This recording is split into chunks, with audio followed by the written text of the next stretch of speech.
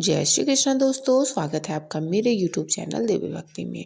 तो कैसे हैं आप लोग? आशा करती हूँ कि स्वस्थ होंगे, मस्त होंगे।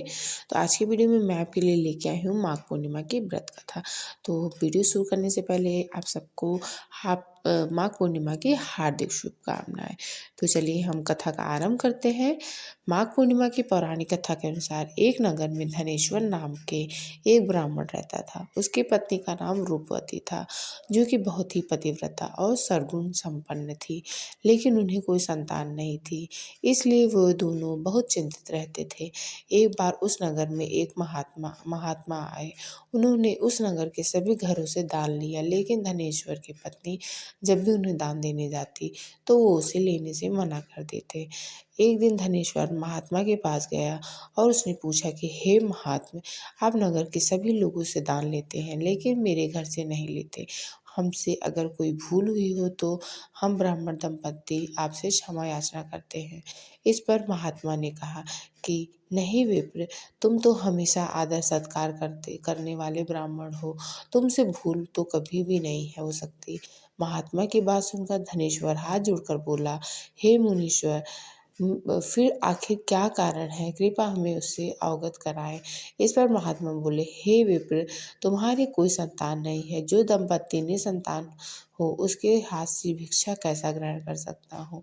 तुम्हारे द्वारा दिया गया दान लेने के कारण मेरा पतन हो जाएगा, बस यही कारण है मैं तुम्हारे घर से दान स्वीकार नहीं करता। महात्मा के ऐसा बोल सुनकर धनेश्वर उनके चरणों में गिर पड़ा और विनती करते हुए बोला, हे महात्मा, संतान न होना ही तो हम पति पत्नी के जीवन की सबसे बड़ी निराशा है।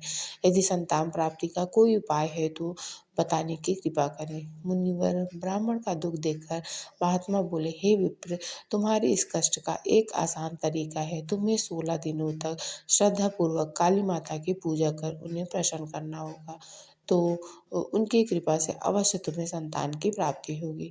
इतना सुनकर धनेश्वर बहुत खुश हुआ। उसने महात्मा का आभार प्रकट किया और घर आकर पत्नी को सारी बात बताई। इसके बाद धनेश्वर माँ काली की उपासना के लिए वन चला गया। ब्राह्मण ने पूरे 16 दिन तक काली माता की पूजा की और उपवास रखा। उसकी भक्ति देखकर और विनती सुनकर काली माता ब्राह्मण के सपने में आई और बोली, हे धनेश्वर, तू निराश मत हो, मैं तुझे संतान के रूप में संतान की प्राप्ति का वरदान देती हूँ, लेकिन 16 साल की अल्पायु में ही उसकी मृत्यु हो जाएगी। काली माता ने कहा, यदि तुम पति पत्नी विधि पूर्वक 32 पूर्णिमा का व्रत करोगे तो तुम्हारी संतान दीर्घायु हो जाएगी। प्रातःकाल जब तुम उठोगे तो तुम्हें यहाँ आम का एक वृक्ष दिखाई देगा। उस पेड़ से एक फल तोड़ना और ले जाकर अपनी पत्नी को खिला देना। शिव जी की कृपा से तुम्हारी पत्नी गर्भवती हो जाएगी। इतना कहकर माता अंतर्ध्यान हो गई। प्रातःकाल जब धनेश्वर उठा तो उसे आम का वृक्ष दिखा, जिस पर बहुत ही सुंदर फल लगे थे। वे काली माँ के कहे अनुसार फल तोड़ने के लिए वृक्ष पर चढ़ने लगा। उसने कई बार प्रयास किया, लेकिन फिर भी फल तोड़ने में असफल रहा। तभी उसने गणेश भगवान का ध्यान किया और गणपति की पूजा से कृपा से उस पर वो वृक्ष पर चढ़ गया। उसने फल तोड़ लिया। धनेश्वर ने अपनी पत्नी को वो फल दिया, जिसे खाकर वो कुछ समय बाद गर्भवती हो गई। दंपत्ति काली माँ के निर्देश के अनुसार हर पूर्णिमा पर दीप जलाते रहे। कुछ दिन बाद भगवान शिव की कृपा हुई और ब्राह्मण की पत्नी ने एक सुंदर बेटे को जन्म दिया, जिसका नाम उन्होंने देवीदास रखा। जब पुत्र 16 वर्ष का होने को हुआ तो माता पिता को चिंता होने लगी, इस वर्ष उसकी मृत्यु न हो जाए। इस पर उन्होंने देवीदास के मामा को बुलाया और कहा, तुम देवीदास को विद्या अध्ययन के लिए काशी ले जाओ और 1 वर्ष बाद वापस आना। दंपत्ति पूरी आस्था के साथ पूर्णमासी का व्रत कर पुत्र के दीर्घायु होने की कामना करते रहे। काशी प्रस्थान के दौरान मामा भांजे गांव से गुजर रहे थे। वहां एक कन्या का विवाह हो रहा था। विवाह होने से पूर्व ही उसका वर अंधा हो गया। तभी वर के पिता ने देवीदास को देखा और मामा से कहा, तुम अपना भांजा कुछ समय के लिए हमारे पास दे दो, विवाह संपन्न हो जाए उसके बाद ले जाना। ये सुनकर मामा ने कहा, यदि मेरा भांजा ये विवाह करेगा तो कन्यादान में मिले धन आदि पर हमारा अधिकार होगा। होगा। वर के पिता ने मामा की बात स्वीकार कर ली और देवीदास के साथ कन्या का विवाह संपन्न करा दिया। इसके बाद देवीदास पत्नी के साथ भोजन करने बैठा, लेकिन उसने उस थाल को हाथ नहीं लगाया। ये देखकर पत्नी बोली, स्वामी आप भोजन क्यों नहीं कर रहे हैं? आपके चेहरे पर ये उदासी कैसी? तब देवीदास ने सारी बात बताई। यह सुनकर कन्या बोली, स्वामी मैंने अग्नि को साक्षी मानकर आपके साथ फेरे लिए हैं।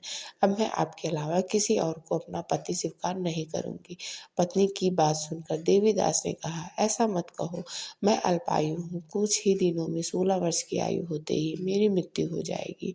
इस पर उसकी पत्नी ने कहा कि स्वामी जो भी मेरे भाग में लिखा होगा वो उसे स्वीकार है।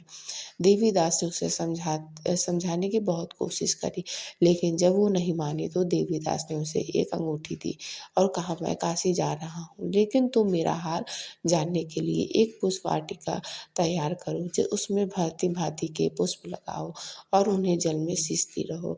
यदि वाटिका हरी भरी रहे, पुष्प खिले रहे तो समझना कि मैं जीवित हूँ, और जब ये वाटिका सूख जाए तो मान लेना कि मेरी मृत्यु हो चुकी है। इतना कहकर देवीदास काशी चला गया। अगले दिन सुबह जब कन्या ने दूसरे वर को देखा तो बोली, ये मेरा पति नहीं है, मेरा पति काशी पढ़ने गया है।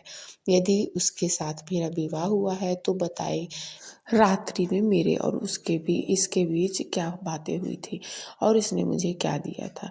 ये सुनकर वर बोला, मुझे कुछ नहीं पता, और पिता पुत्र वहाँ से वापस चले गए। उधर एक दिन प्रातःकाल एक सर्प देवीदास को डसने के लिए आया, लेकिन उसके माता पिता द्वारा किए जाने वाले पूर्णिमा व्रत के प्रभाव के कारण वो उसे डस नहीं पाया। इसके बाद काल स्वयं वहाँ आए और उसके शरीर से प्राण निकालने लगे। देवीदास बेहोश होकर गिर पड़ा। तभी वहाँ माता पार्वती और शिव जी आए। देवीदास को बेहोश देखकर देवी पार्वती बोली, हे स्वामी, देवीदास की माता ने 32 पूर्णिमा का व्रत रखा था, उसके फलस्वरूप कृपा उसे जीवन दान दे। माता पार्वती की बात सुनकर भगवान शिव ने देवीदास को पुनः जीवित कर दिया। इधर देवीदास के पति ने देखा कि पुष्प वाटिका में एक भी पुष्प नहीं रहा। वो जान गए उसके पति की मृत्यु हो चुकी है और रोने लगी। तभी उसने देखा कि वाटिका फिर से हरी भरी हो गई। ये देखकर वो बहुत प्रसन्न हुई। उसे पता चल गया कि देवीदास को प्राणदान मिल चुका है। जैसे ही देवीदास 16 वर्ष का हुआ, मामा भांजा काशी से वापस चल पड़े। रास्ते में जब वो कन्या के घर गए तो उसने देवीदास को पहचान लिया और प्रसन्न हुई। धनेश्वर और उसकी पत्नी भी पुत्र को जीवित पाकर हर्ष से भर गए। तो यहीं पे हम अपनी कथा को समाप्त करते हूँ। आशा करती हूँ आपको ये कथा पसंद आई होगी। तो चलिए मिलते हैं एक और नई वीडियो के साथ, तब तक के लिए जय श्री कृष्णा।